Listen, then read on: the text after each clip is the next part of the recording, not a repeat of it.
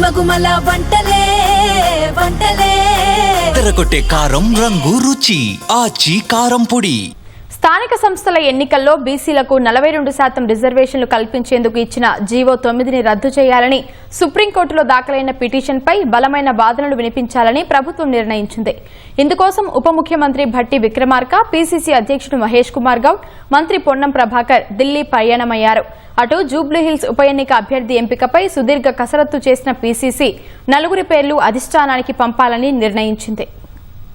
రాష్ట్రంలో స్థానిక సంస్థల ఎన్నికల్లో బీసీలకు 42% రిజర్వేషన్లు కల్పిస్తూ ప్రభుత్వం జీవో నెంబర్ 9ని విడుదల చేసింది. ఈ జీవో మేరకు రిజర్వేషన్లు ఖరారు చేసి రాష్ట్ర ఎన్నికల సంఘానికి పంపారు. రాష్ట్ర ఎన్నికల సంఘం స్థానిక సంస్థల ఎన్నికలకు షెడ్యూల్ విడుదల చేసింది. అయితే జీవో 9 రాజ్యాంగ విరుద్ధమని కొందరు హైకోర్టు, సుప్రీంకోర్టును ఆశ్రయించారు. దీనిపై హైకోర్టులో ఈ నెల 8న, సుప్రీంకోర్టులో సోమవారం విచారణ జరపనుంది. ఈ నేపథ్యంలో కాంగ్రెస్ రాష్ట్ర వ్యవహారాల ఇన్ఛార్జ్ మీనాక్షి నటరాజన్తో పీసీసీ అధ్యక్షుడు మహేష్ కుమార్ గౌడ్, ఉప ముఖ్యమంత్రి భట్టి విక్రమార్క, బీసీ సంక్షేమ శాఖ మంత్రి పొన్నం ప్రభాకర్ ప్రత్యేకంగా సమావేశమయ్యారు. బీసీలకు 42% రిజర్వేషన్ కల్పిస్తూ ఇచ్చిన జీవోపై సుప్రీంకోర్టులో దాఖలైన పిటిషన్పై చర్చించారు. ఇదే అంశంపై హైకోర్టులోనూ మరో 2 పిటిషన్లు పెండింగ్లో ఉన్నాయి. ఈ నేపథ్యంలో జీవోకి సంబంధించిన అంశాలు, కోర్టుల్లో పిటిషన్ల విషయంలో తదుపరి కార్యాచరణపై మీనాక్షి నటరాజన్తో నేతలు సమాలోచనలు జరిపారు. బీసీ రిజర్వేషన్లపై సుప్రీంకోర్టులో ప్రభుత్వం తరపున బలమైన వాదనలు వినిపించాలని నిర్ణయించారు.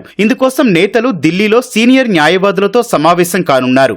ప్రభుత్వం తరపున బలమైన వాదనలు వినిపించే అంశంపై న్యాయవాదులతో చర్చించనున్నారు. ముఖ్యమంత్రికి ఫోన్ చేసిన బీసీ సంక్షేమ శాఖ మంత్రి పొన్నం ప్రభాకర్ సమావేశం వివరాలను తెలియజేశారు.